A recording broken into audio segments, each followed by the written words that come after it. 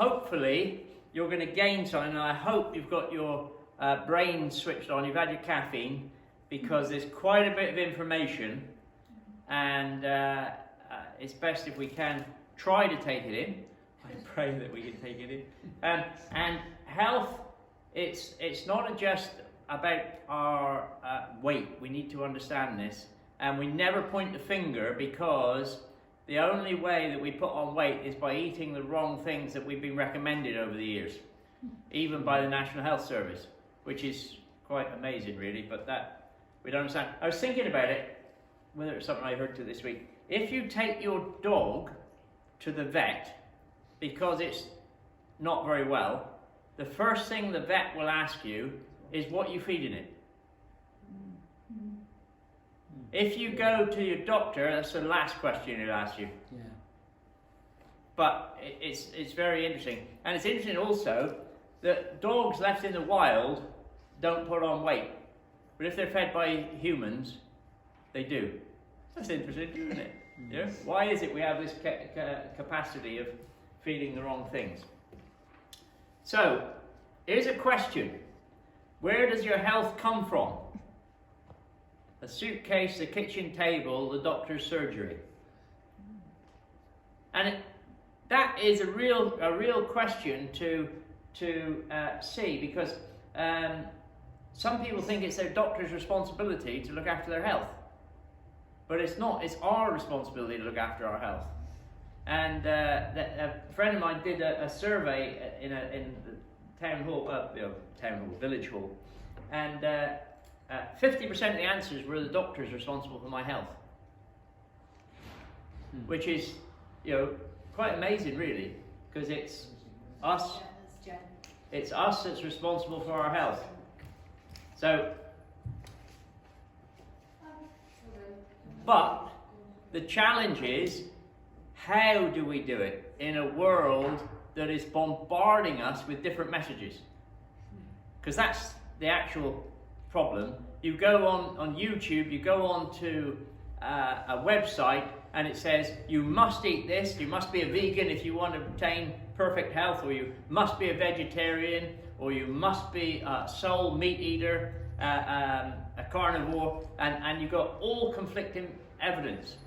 And what I have done, and what I try to do always, is go to scientists that are not sponsored by food companies. They will not accept money from any pharmaceutical or food companies, and I feel I can trust them a lot more. Or we actually, a lot of the stuff we do with the public health collaboration is run by doctors themselves who refuse to get paid by any medical people. So that's where a lot of our evidence comes from. So the benefits of a low-carb lifestyle, and this is more what we're looking at more than anything, is that weight loss and diabetic control. We might not have anyone with pre-diabetes, or you might not know it, even if you have, but it is very important that we look at it. And the most significant benefit of low-carb lifestyle is sustained weight loss. When numerous previous diets may have failed, there is good evidence to support this. And if ever you've wondered why calorie-restricted diets don't work, calories in and calories out is a nonsense. You forget that one. It's all about the calories you take in, because it is not all about the calories you take in. Because you had a piece of wood, okay, it's got calories in it, but you wouldn't actually get very far on it. But when you think of some of the stuff we eat, it is nothing but processed wood. In fact, they did an experiment to see how much wood they could put into a Rice Krispie cake without anyone noticing. And they could put 30% of wood fiber in, covering it up with sugar, and no one noticed the difference. And 30% of it was wood, shavings, shaved down and just so. It is interesting. They can get us to eat anything by adding the right additives to it, and that is a problem.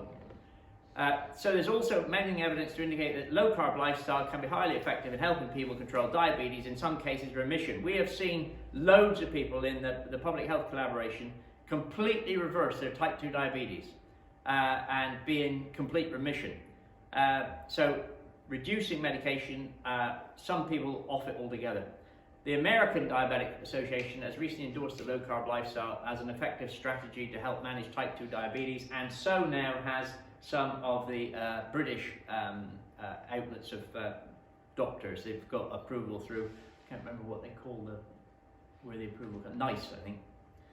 So, we're looking at,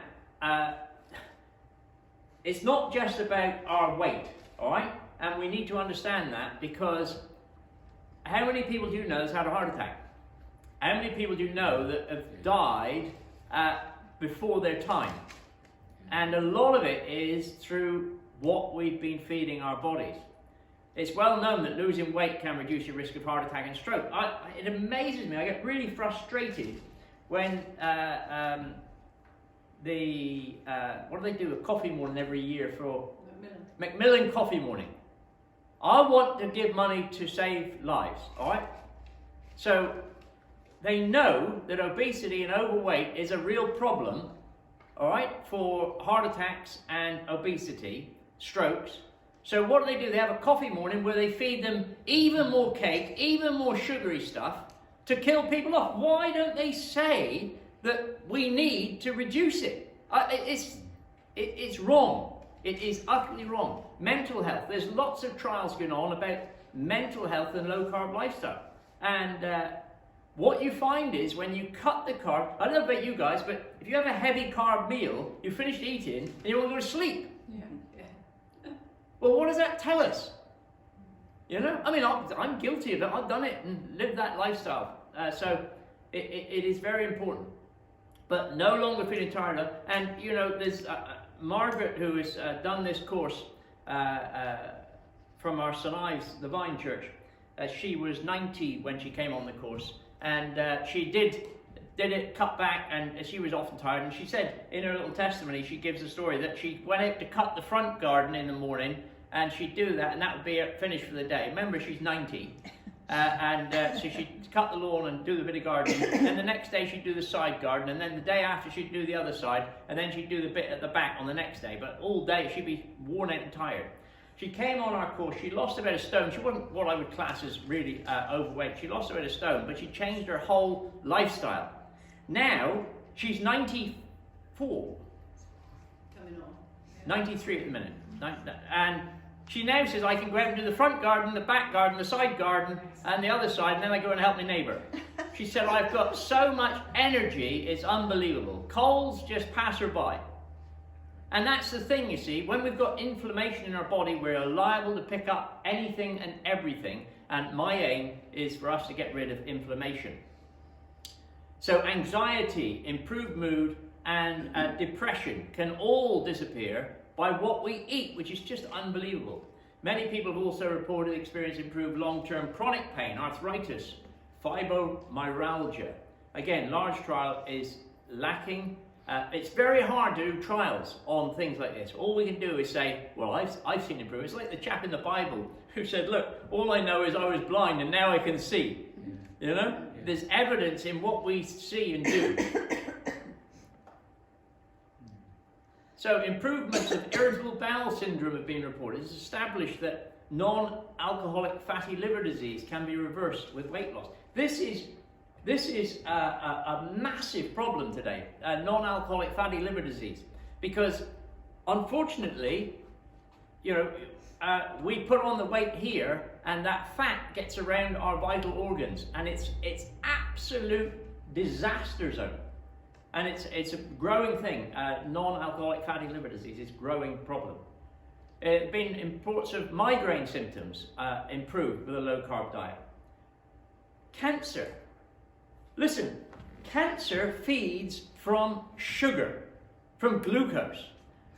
If you remove glucose from your body, cancer cannot grow.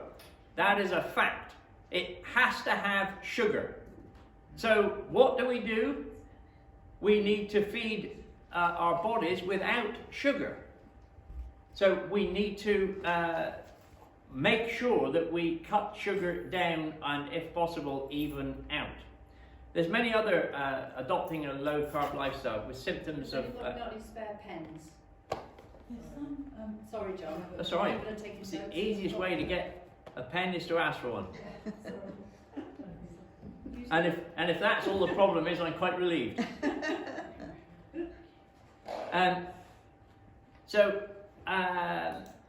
Improvements in inflammatories such as asthma and eczema, all these things.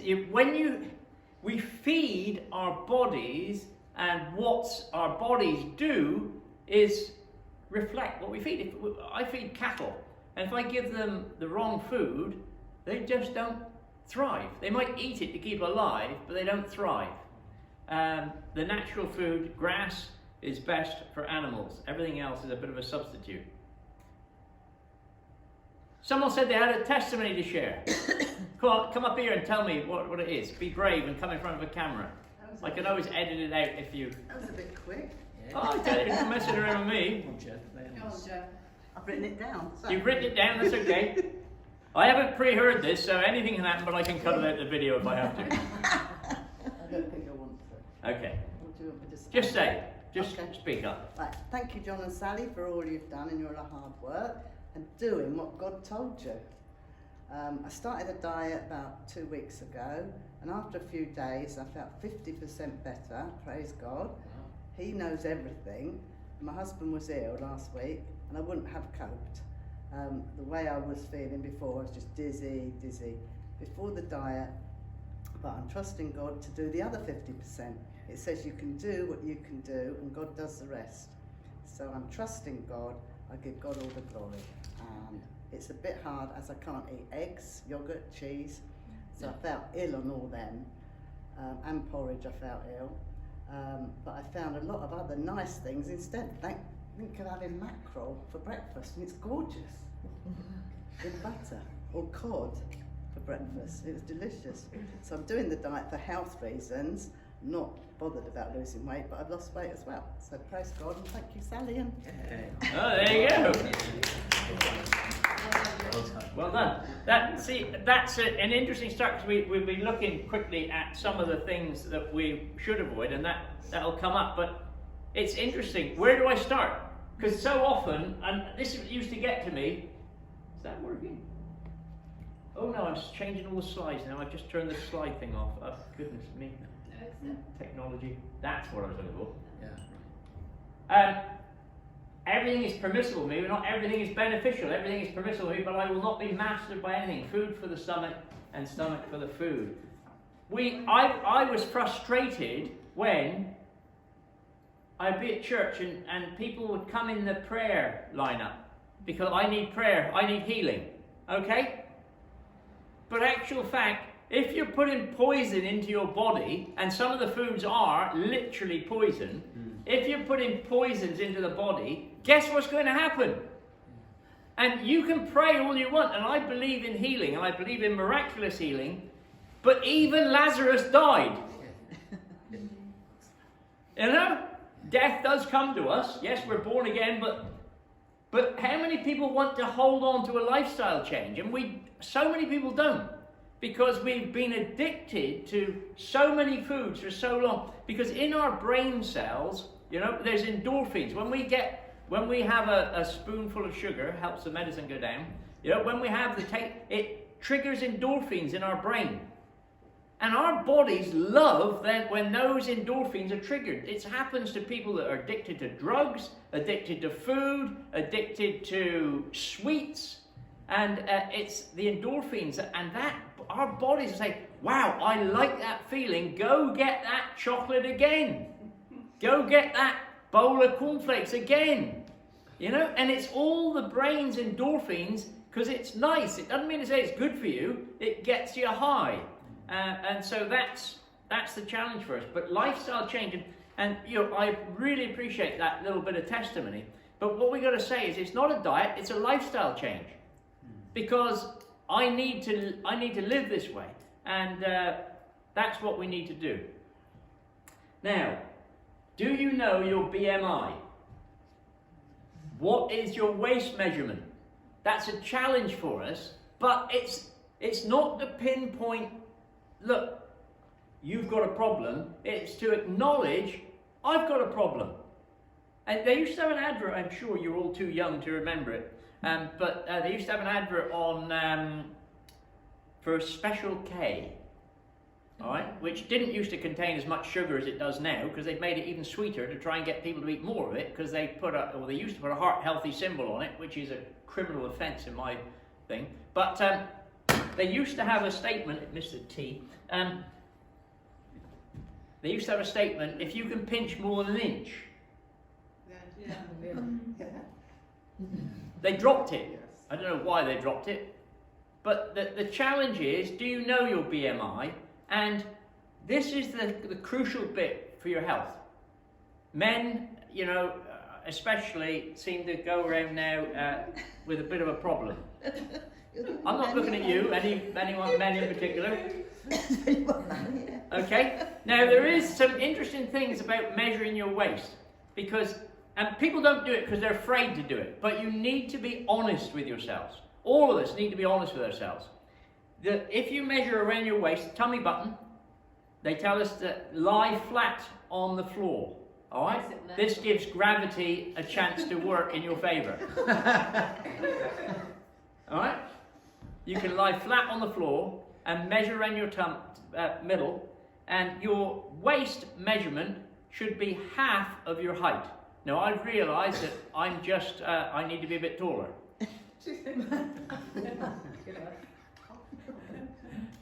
But that's the challenge for us, all right?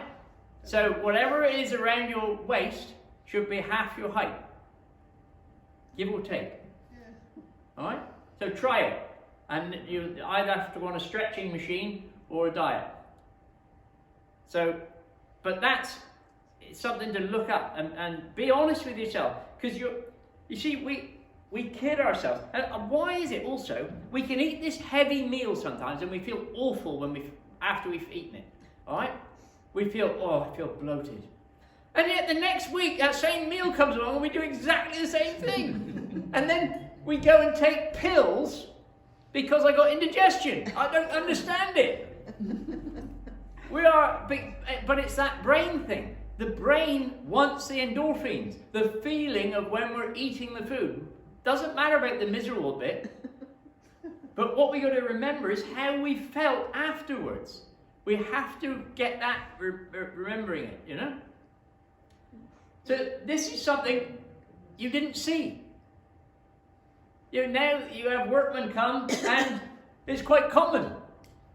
I go out on farms and it's quite common. But we didn't used to see it. And now young people today are growing up that this is natural. And I don't want to shame people. It's not the person's fault. It's what he's been told as being a healthy diet.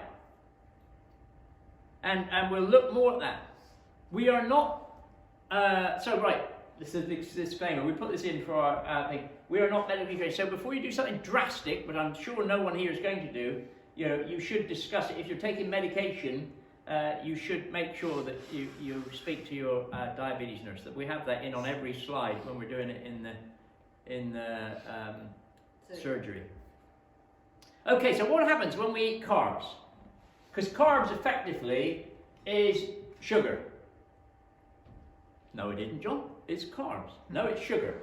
Because every carb, when you eat it, unless it happens to be a tree, all right, but your body will try and break that down as well, turns into sugar, into glucose. Every carb.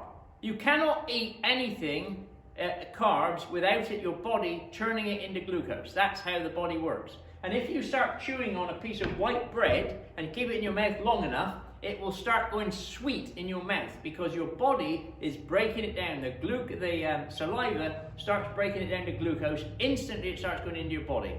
Your body receives a piece of bread just like a spoonful of sugar.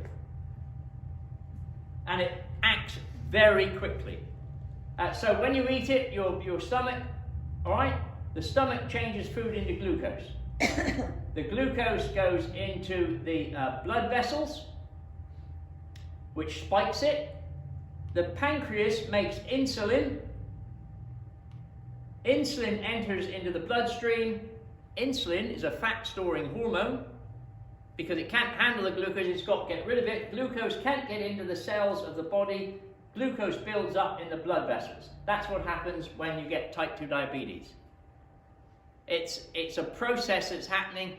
There's a massive number of people with type 2 diabetes, and there's many people who've got pre-diabetes who don't know it, because it takes years to build up slowly, and then all of a sudden you go to the doctor and he says, well, actually you've got type 2 diabetes. Well, that didn't happen overnight. You didn't get type 2 diabetes in a week. You got type 2 diabetes in a period of months or even years.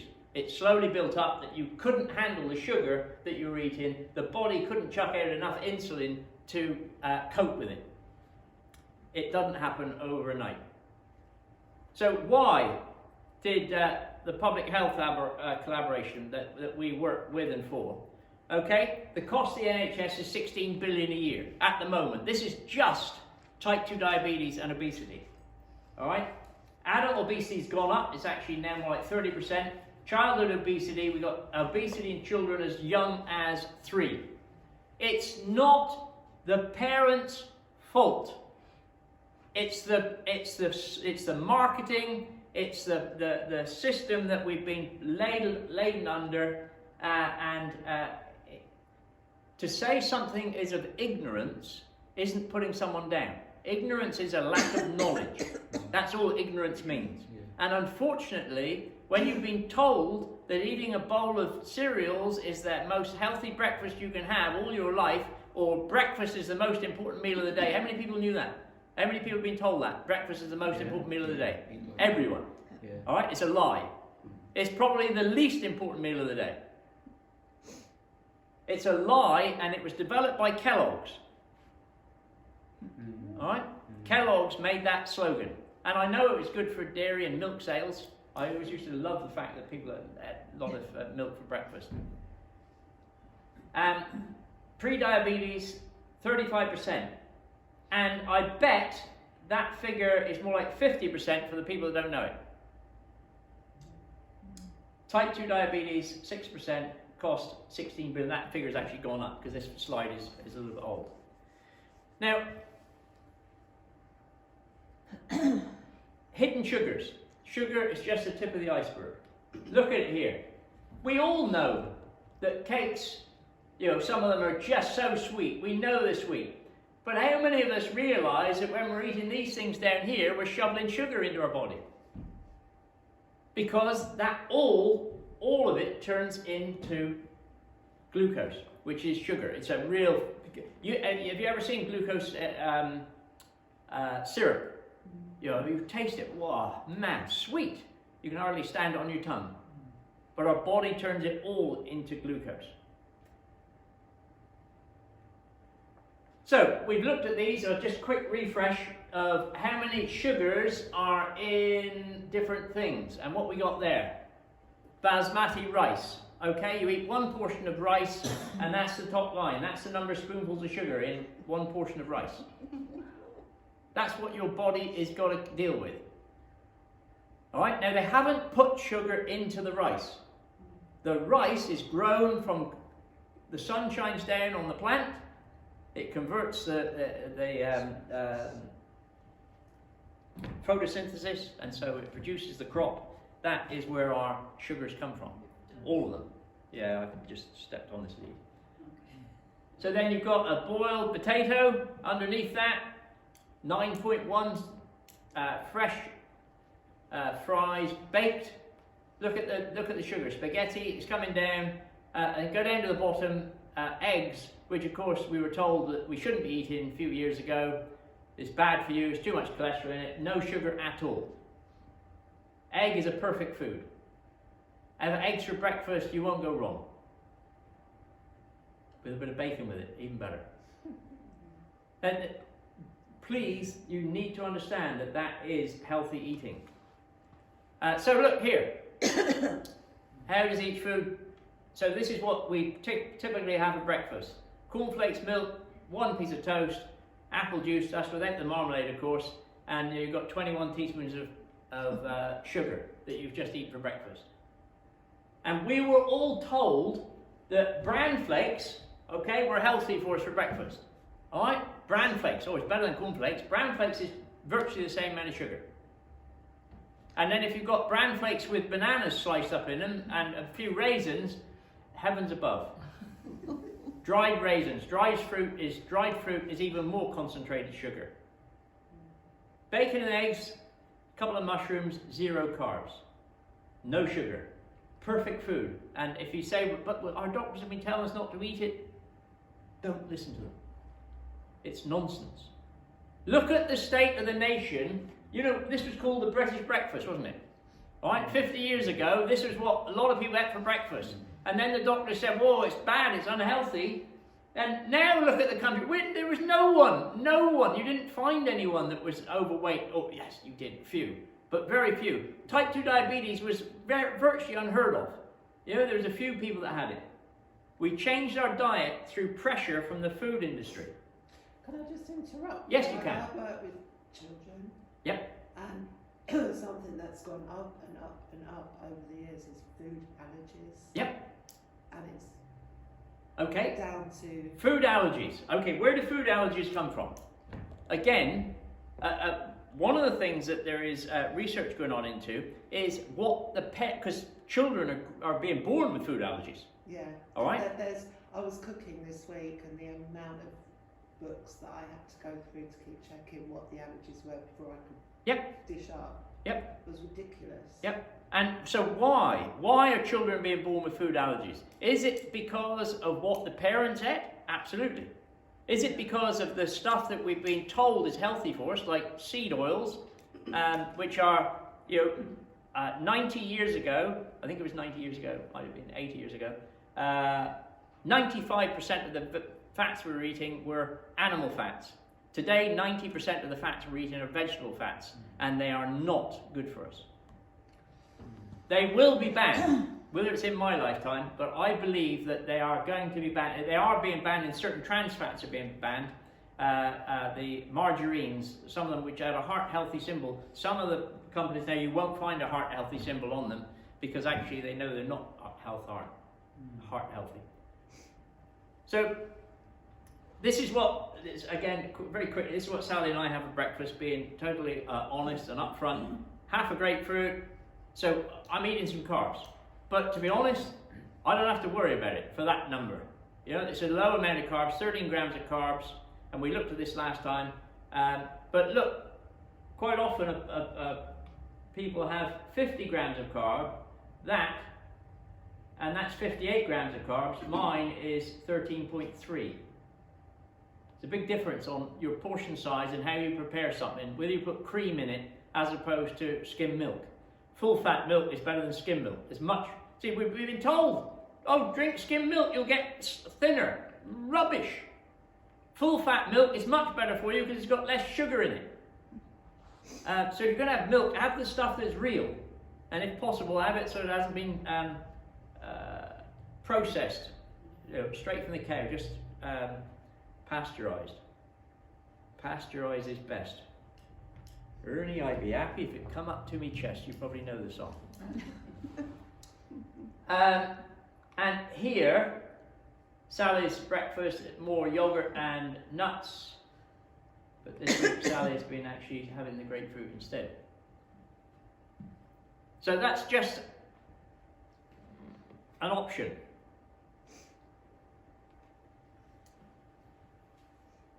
Be honest. Am I happy with my life or my health? Is there more to life than I am experiencing now? I mean, if I asked that lady, Margaret in St Ives, she would have said she was perfectly content when she first come along. She loved Jesus. She was a solid, born-again Christian who, but man, when she changed her diet, it was like she changed up a gear. And people don't think it's possible. If there is one thing I could change, what would it be?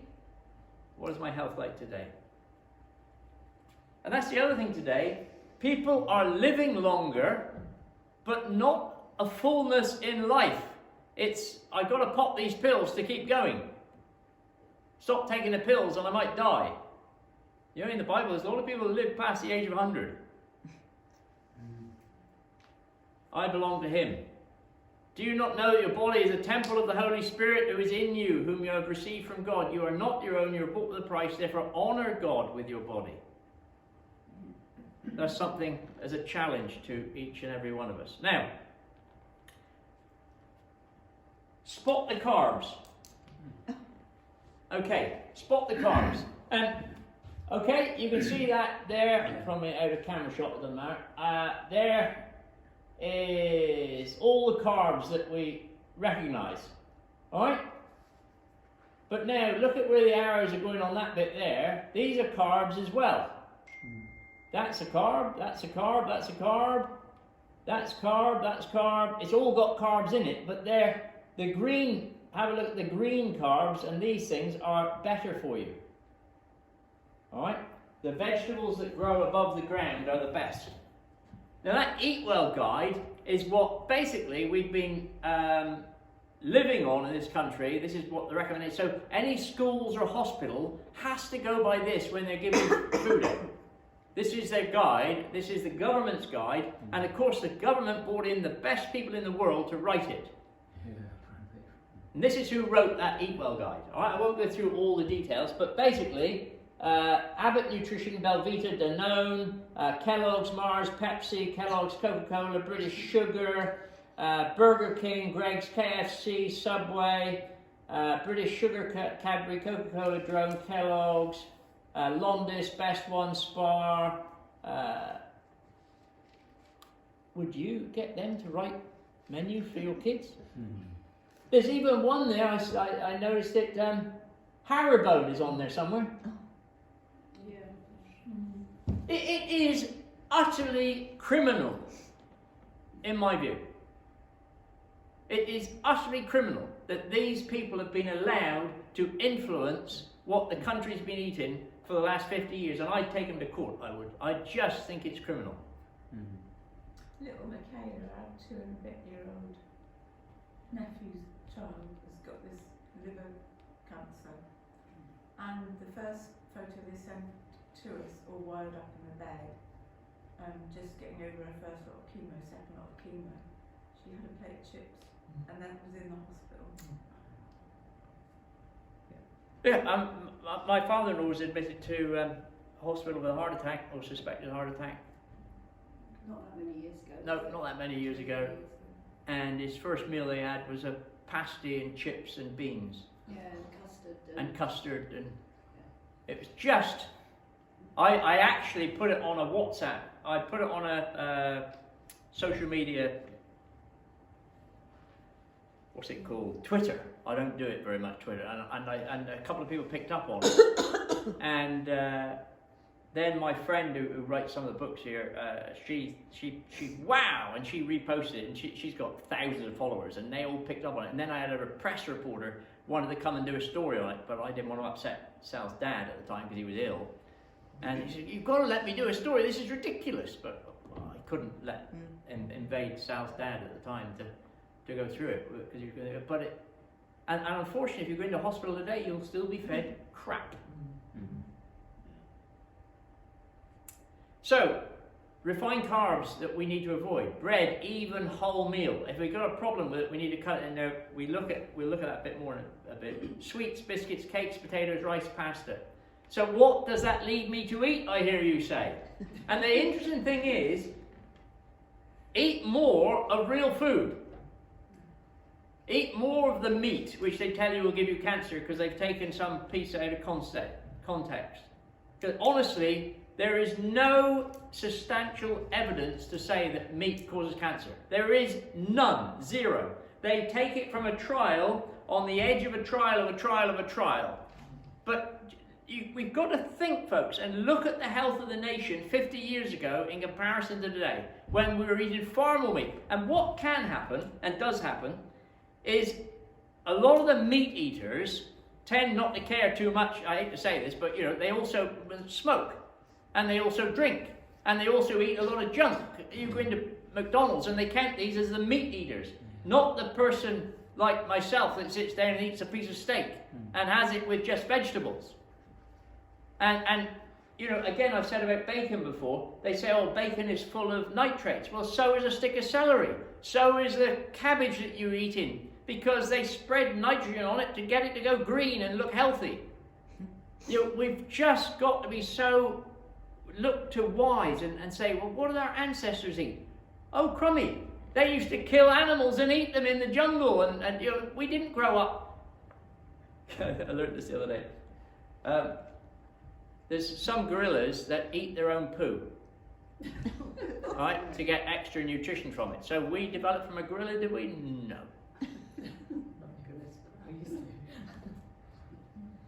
So I don't eat meat, but I eat fish.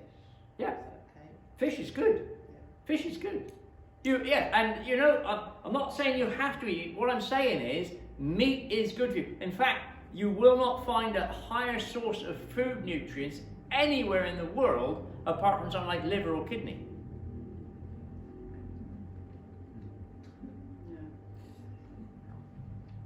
Real food.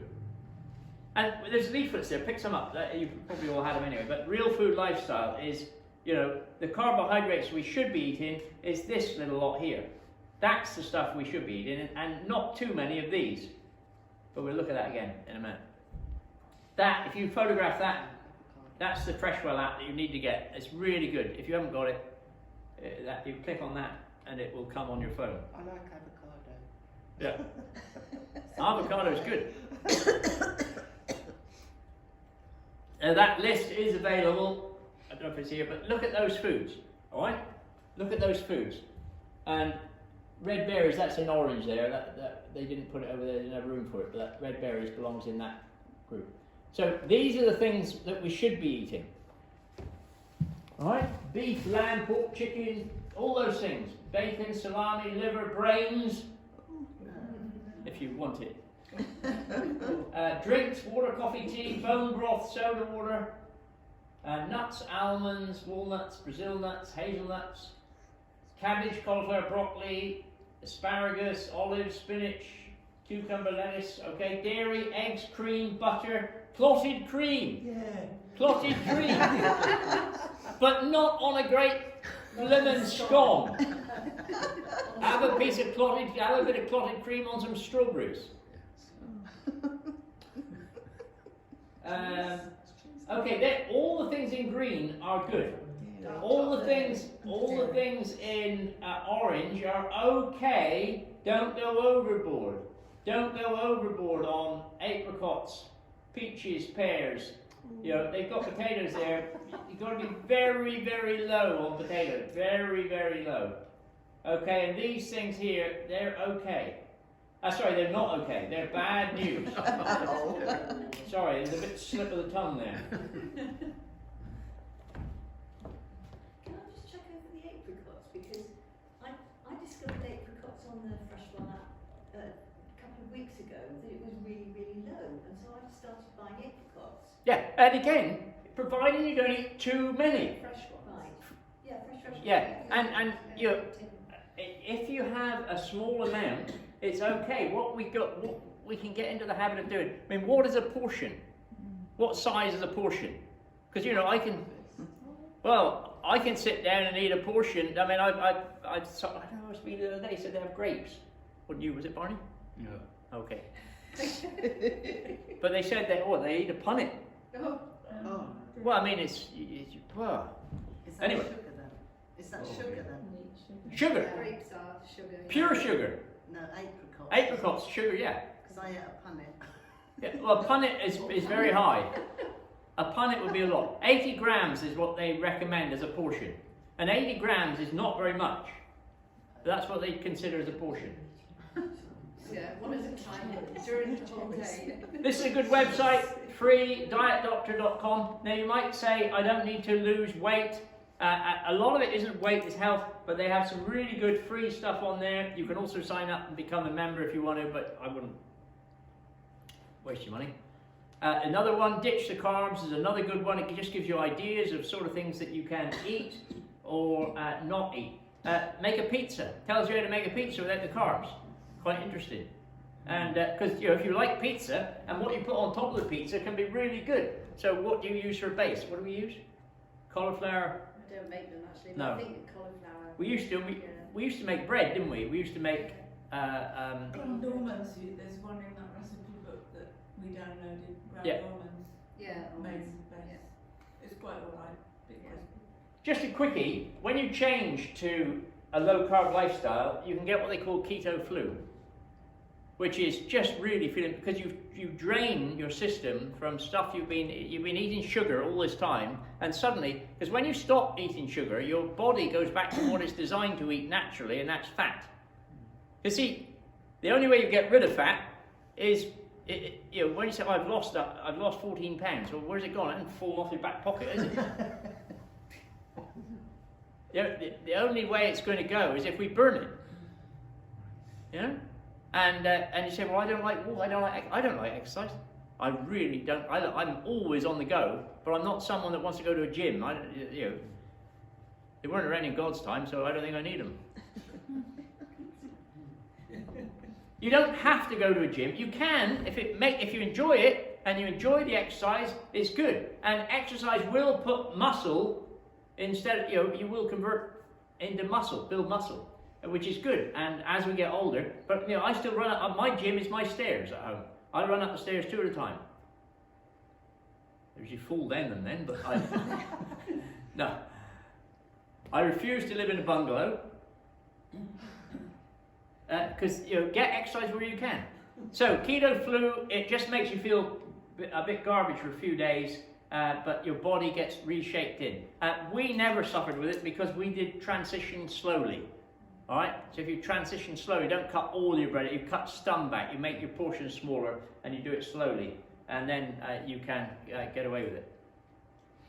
So this lifestyle is about choice, hope, moving more, improving your health, living life to the full.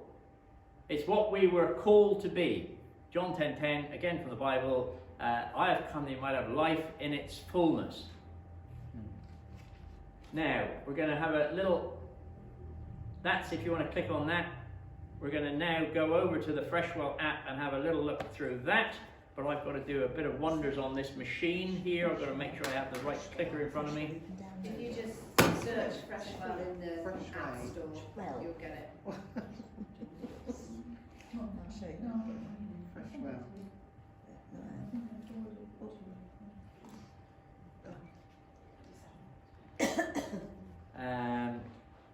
Right, now I got to go somewhere on this. What do I do here? I go home. You're going to do it for me. Then I go. Excuse me. There. Yeah. I go there. I go there. Install now. Is that it? That's it. And it should Let's go get some water. come up there. It's my phone. Clever, isn't it? And then I go there. And that's your Freshwell app. Okay. I don't know if you can see that. It isn't very big, but I could make it bigger. But if I come closer, will it go over this? Tell me when to stop. You sent something to us, didn't you, Simon? Yeah, I think you've got the Is that bigger? It's a bit blurred.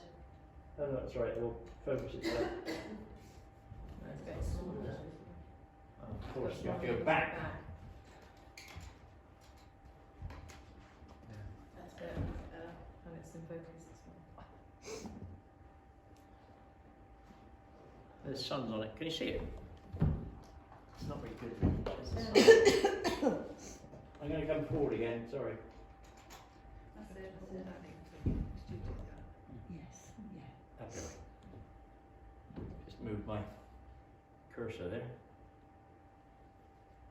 Okay. So I don't know if you've now got the app. Look through last week's because the module 1. You're on guide and you're on down the bottom in the middle. It says guide, and we're on. This is week 2. I'm looking at. So we're going to look at. So this is now going to test some of the things you've heard from last week and some of the things you heard today to see whether you've really taken on board what I've asked you about. So can you see that? Best way to start a day. How much sugar is in that glass? You should all know this without looking at that. Come on, how much sugar is in that glass of orange juice? 200 ml, that is not very much. Much sugar? 10? Not far, right? 9. Same as a glass of Coke. So remember that, when you're having your glass of orange juice for your breakfast, have a glass of Coke instead, because it'll do you just as much good. Almost. There is a little bit of fibre, and there is a little bit of fibre and a little bit, but most of the fibre has been robbed. When we juice something, you destroy it. I always used to call food processors food destroyers, and people used to laugh at me, but actually you are destroying a lot of the fibre which your body needs to break down. So the next question, what is the sugar equivalent of a glass of apple juice, small bran flakes, semi-skimmed milk and a slice of wholemeal toast? And we've already looked at that. Anyone? 15? 16.3, very close. But I ate that for years, my healthy breakfast. Then wondered why I had to have, at 11 o'clock, I had the shakes. 10:30, if I didn't have my cup of coffee or something at 10:30, I had the shakes. And I'd have to have a saffron bun or a piece of cake, bit of heavy cake, something to keep me going till lunchtime, when I'd have the shakes again if I didn't stop for 12:30 for eating. Unbelievable. Now I can go, this week, one day I had bacon, egg, 2 eggs, rasher bacon and a sausage for breakfast. I was working on farm. I looked down at my watch at 2 o'clock. I wasn't even feeling hungry. And I hadn't had anything since 7 o'clock. I was just carrying on working. I thought, good grief, I haven't had lunch. And we need to understand. So cereals. Which breakfast cereal has the greatest effect on blood sugars? Cocoa Pops or cornflakes?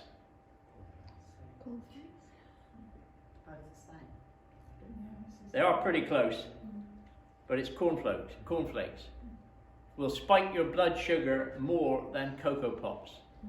That's unbelievable, isn't it? Why is that? Because the carbohydrates in that, the refined carbohydrates, break down easier than they do in the Cocoa Pops.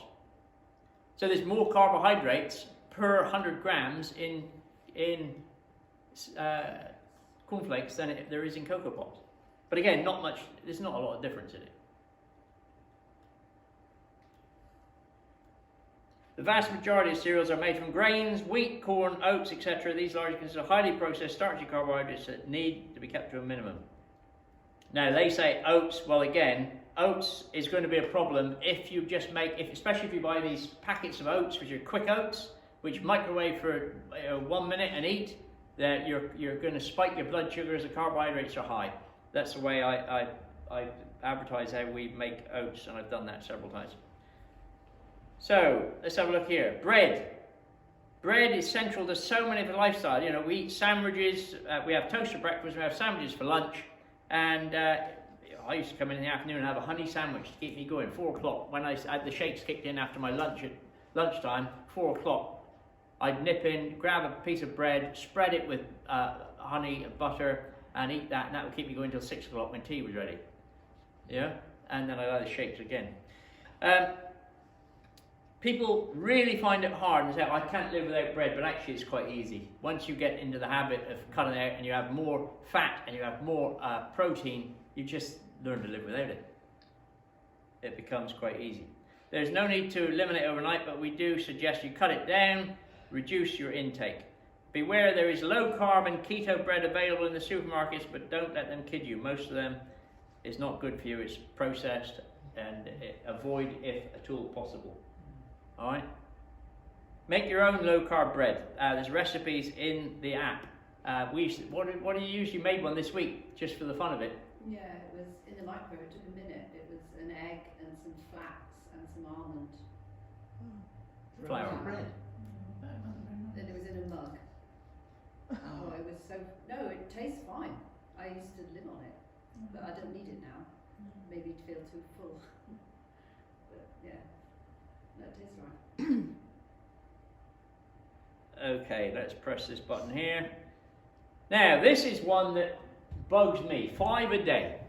I can remember someone coming on the course once and saying, I eat all my 2,000 calories a day, but I also then have my 5 a day, and I line them up in my office, and I have a pear, a banana, an apple, an orange, and so I can't remember what the 5th one was. All right? Wow. That's not what is meant by 5 a day, but the trouble is, again, the NHS has got it wrong. They have totally got it wrong. So the 5 a day slogan was coined about 30 years ago and remains an embedded, supposedly healthy message in over 25 countries. We are told we must eat 5 portions of fruit and vegetables a day. The scientific evidence is very questionable and sketchy. So what is a portion? Well, it's apparently 80 grams of fresh, canned or frozen, 30 grams of dried fruit, 150 ml of fruit juice or smoothie, but you should limit yourself to 1 portion apparently, that's smoothies, because actually, again, you've destroyed a lot of the goodness in them. And 150 grams is nothing. I can't even, it's a tiny amount. So, let's have a look. So secondly, fruit and veg are not the same. Even different vegetables are not the same, particularly as far as the effect they have on your blood sugar. Let's stop pretending they're all a day. So let's have a look. What about berries are good, okay. They don't contain much sugar, especially fructose, which can overwhelm the liver with fat and contribute towards insulin resistance. That was in last week's teaching. So some questions to prove the point.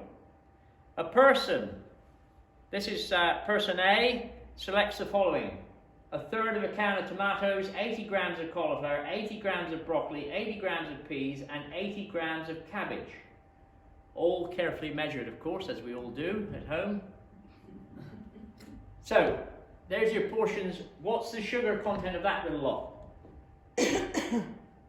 Any ideas? It's quite low. 2.5 teaspoons in total. All right, you've eaten all that veg, and you've only had that amount of carbs, so it's very low. The amount of goodness you get from that is a very, very good value. But let's take person B, who's following the same guidelines, okay? Because they're eating 5 a day. So they select this as their 5 a day: a banana, 150 ml of orange juice, which is not even a half a glass, by the way. 30 grams of raisins, which we give our kids because they're healthy, snack for children, not.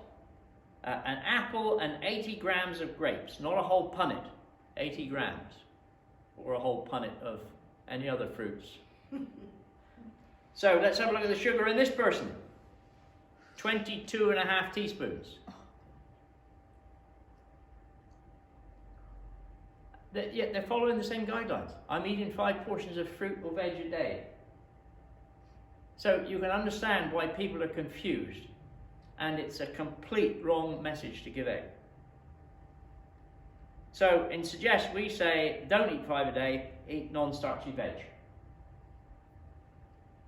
Have a new slogan: 5 a day needs to be ditched, buried.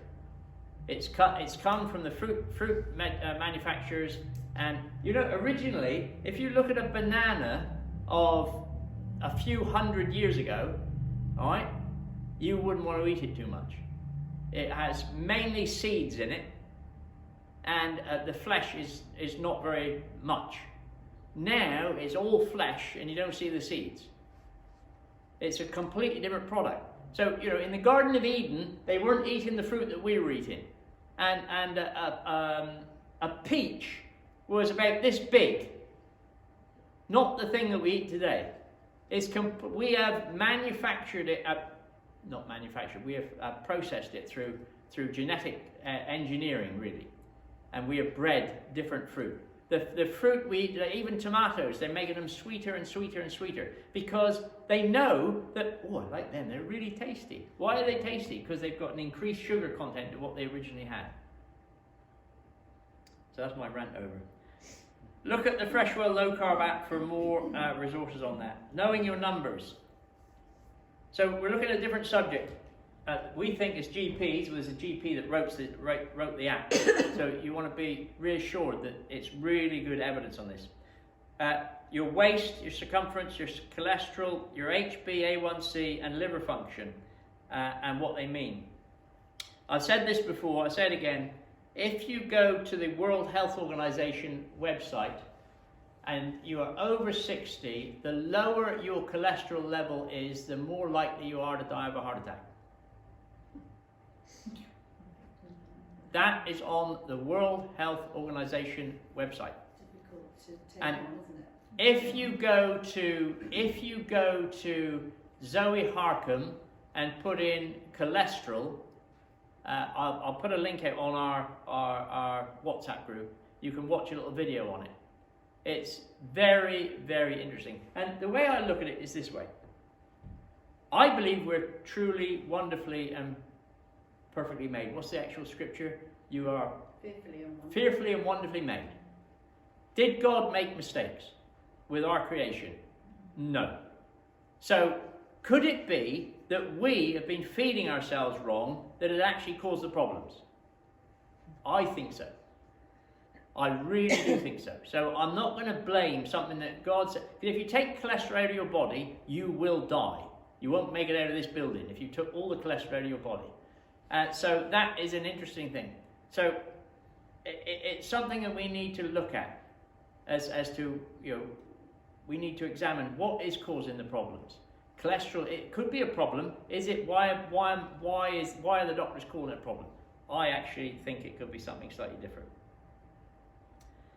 So we need to look at the scales occasionally. If I go away on holiday and I think I've been eating a bit over the top, I jump on the scales and think, oh yeah, John, you have put on a bit. Just watch it for a day or two. It'll soon go back, but just be careful. Because Sally used to say when we got married in 1803, when we got married, that if you put on a pound a month, didn't you say, or a pound a year? Yeah, you used to say a pound a year. If you put on a pound a year, John, in 50 years' time, you're going to be 50 pounds heavier. It didn't take a rocket scientist to work that out. And yet we don't think like that, do we? And a pound is nothing. So, and Sal was someone who used to go on diets, Weight Watchers or this, that, or the other to make sure she tried it. But it's a never-ending thing. Whereas if you change actually what you put in, you won't actually gain weight. You will you'll go to a weight that is correct. So I don't think anyone should get obsessive. If you go in and weigh yourself every night and every morning, every day, you'll just drive yourself nuts. There's no point in doing that. It's just a case of keeping an eye on your progress. Does it say somewhere about what did you weigh when you were 20? Yes, Yeah. I did put that out. And that's it. That I got a few interesting comments back. Oh, did you? Yeah. And is it possible? Yes, it is possible. It is. I probably weigh about the same as I did when I was 20. Yeah, so do I. And it is feasible. And do I eat anything? You bet your life I do.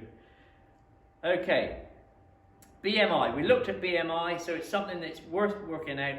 This is what again, these are the normal underweight less than 18.4. You can look this up online. You've got the app now to look at it. Don't try to blame your BMI on being heavy or big bones, because that's really not a thing. All right? Well, I'm big boned. Well, yeah. Waist, we've looked at that. Again, that shows you recent study that for every 4-inch increase in waist circumference, there's a risk of death from all causes increased by 10%. So reduce it. And they give you some measurements there that you can go through this on your own. Sometimes you start with low carb. You notice your tummy getting slimmer before you start to lose weight. Yes, that was one thing I noticed on someone give a testimony on Be Healthy Church. They said, what I noticed was I don't weigh myself, but I could fit into jeans I never wore for years. I've got a story. With summer coming, I was looking forward to wearing a skirt that I haven't worn for several years, and I put it on Sunday morning to go to church. I had that much overlap. I would have lost the skirt because I haven't worn this skirt since I did this Yeah. in 20. Yeah. And that's why I realised I haven't worn the skirt for several years. Yeah, you've got to buy a new one. I have got to buy new ones. Yes, good. Good. Take it in if it's a favourite. Or take it in if it's feasible. Yeah. No, not feasible. So blood pressure. Sally, I mean, you used to suffer with high blood pressure. Yeah, the doctor prescribed me, I don't know what it was, blood pressure tablets. I don't take them anymore, and blood pressure is normal. In fact, I took it yesterday from the doctor's surgery. You know, when you put your hand in, because I was with that, taking in, and it was normal. Yeah, and so many people, blood pressure is really affected by what we're carrying on around on our body, and blood pressure is known as a silent killer. People don't always realise they've got high blood pressure, but blood pressure is very common for it to drop on this type of diet. So that's something to look into with your blood pressure. It's not expensive to own your own blood pressure monitor nowadays. They're so available. HbA1c. Now, this is basically taking a measurement of how sugary your blood is over a period of 3 months. And that's the ranges that we need to be in. It's expressed differently outside of Europe. But read it up. HbA1c is a number that we're... And I'm interested, I'm reading a book at the moment. I can't remember what the book is called, which is good. But it's by the glucose goddess. And she's worked out, she's a scientist again, who has worked out, she got seriously ill, or she injured herself when she was 19 years old. Broke her back by jumping off a rock into a pool, and was very ill, had to have major surgeries, but she couldn't realise how she wasn't healing better, and how she felt. She did a lot of research into it.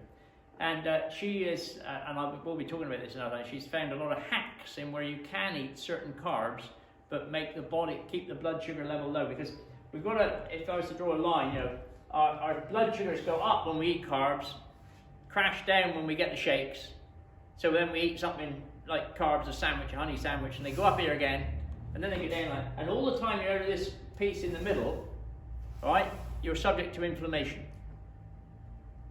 When your body is fighting with carbs, the amount of sugar we're eating, or oils that we've eaten, it causes inflammation in our body. But when our body is fighting internally with inflammation, that's when we're getting sick. We don't know what it is, so that affects our mood swings. And what she learned is that she used to have mood swings, and she wore a continuous glucose monitor to know when her sugars were up and down. And she always noticed that when she was feeling depressed was at times when her sugar levels were up or down. And when she kept her sugar levels right, she was fine. Well, that's because our body isn't designed to handle all the sugar that we pump into it. So that's just something we'll be looking a bit about that after. Cholesterol. Now this is hard because it's hard to get your head around what's okay to eat and not to eat with cholesterol. And you'll get so many confusing bits. It's complicated, it's controversial, and opinions between so many doctors differ. So you might have a doctor that says, no, it's fine. You don't have to worry about your cholesterol. And you go to another one and you go, my word, don't go to the office without taking these pills. You know? So it doesn't make it easy. And when you look at the normal total cholesterol, when they say, it needs to be 5 or below, and yours is 6, mine is, I think last measurement was 6.5 or 7. I don't take any pills for it. So cholesterol is one that we need to struggle with, or do we? Something you can only come to the opinion yourself at the end of the day, because with any drugs or with any medications, we say, well, what is the benefit? How does it make me feel? Do I feel better without it? Am I feeling ill with it? Look at the evidence. Let's have a look. How much longer am I going to live? Is it going to be 10 years or is it going to be 10 minutes? And you really need to look at what evidence is out there, which isn't easy. And there's your good cholesterol and bad cholesterol, so-called triglycerides. All right, This is another thing which we need to know and understand. I want to do a course on, I want to learn more about reading blood analysis, because I'm not very good on it. And I want to get into that so that I can understand it better. But what this surgery has found, with over 119 patients now come off type 2 diabetes medications, or reverse their thing, they have found that successively adopting a low carb lifestyle has helped improve all the numbers. 25% of adults in the UK have non-alcoholic fatty liver disease. 25%, and many of them don't know it. That is scary, because it's one of them me or you. Because it's associated with the development of type 2 diabetes, heart attacks and strokes. See, it's all very well, you know, they do advertisements to tell you to recognize stroke. What is it? Fast. Your face and yeah. All right? So they're telling us how to recognize strokes. Why don't they tell us how to avoid them? You know, there's a poem in my book, Nothing But the Truth, and it talks about the ambulance at the bottom of the cliff. Aren't we the fence at the top of the cliff, or the ambulance below? And all too often we're the ambulance below. Why don't we give the warning signs out? Don't do this because it will do this. So a lot of doctors don't know what to advise their patients about non-alcoholic fatty liver disease. They may suggest that you lose weight, which can help, but they may not be optimistic about succeeding, as they may not know the effectiveness of a low-carb lifestyle. Adopting a low-carb lifestyle can dramatically improve the numbers and can resolve NAFLD literally within weeks. Yeah, I think I said about some of the patients that we had on our course, we're finding that they had differences that they dropped. Okay.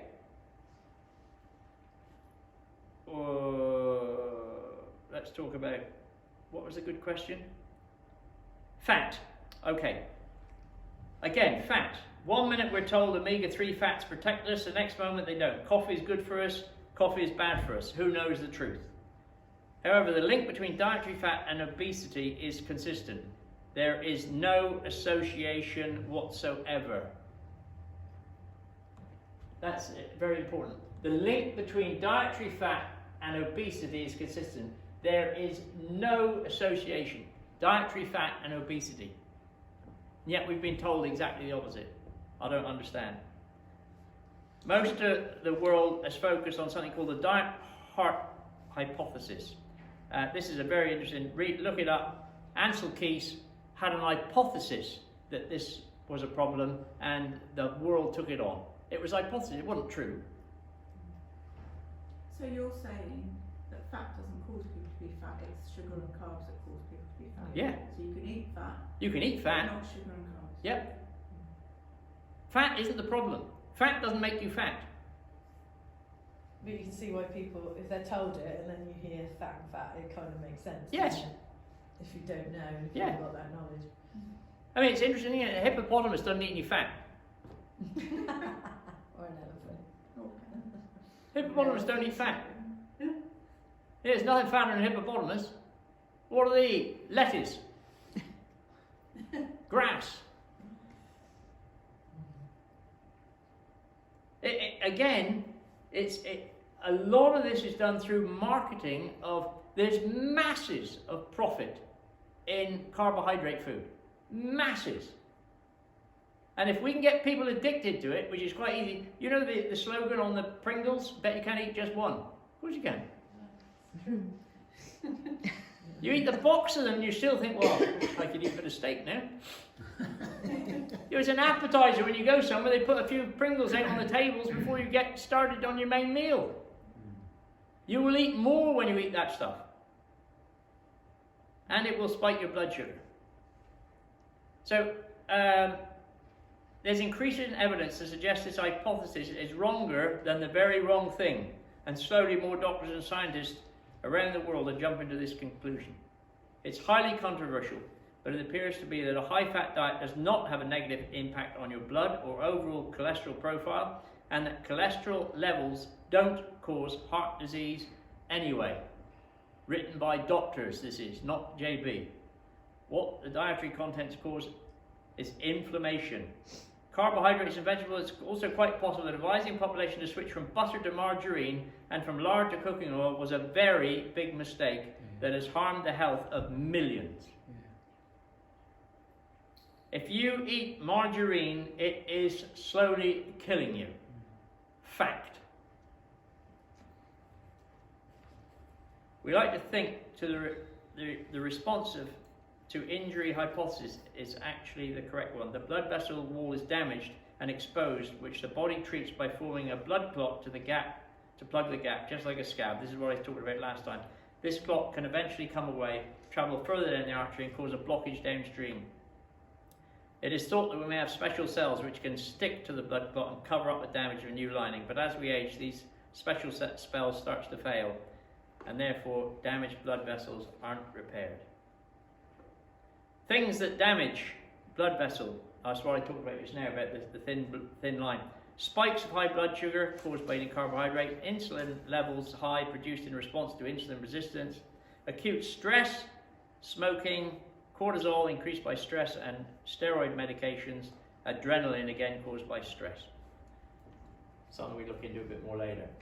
So I hope you've found that information helpful. It's all on the app. It's something that we don't need to just take on, we need to put into practice. You know, it's like a bit like people that say they're Christians and then don't actually live the way that we're called to live. If we don't actually put this into practice, sorry Sam, I've got you on screen there. If we don't put this into practice, we won't see a change in our lifestyle. And if we see a change in our lifestyle, it affects other people. Because so many people that have not come on the course, have done the course because someone else did it and they saw what health benefits changed in their life and they said, wow, I'm going to start doing that. And they do. And there will be many people, I know I talk to people, quite a few people about it. I know, so eat a balanced diet. What's a balanced diet? Balanced diet is eating a bowl of cereals for breakfast and a few oranges and you know, what is a balanced diet? A balanced diet is what keeps your body in good shape. It's what keeps you going, you know, and you don't have the shapes. And we don't suffer with migraines. We aren't suffering with irritable bowel syndrome. We aren't suffering with even athlete's foot. You know, all these different things are fed by what we eat so often. So, any questions?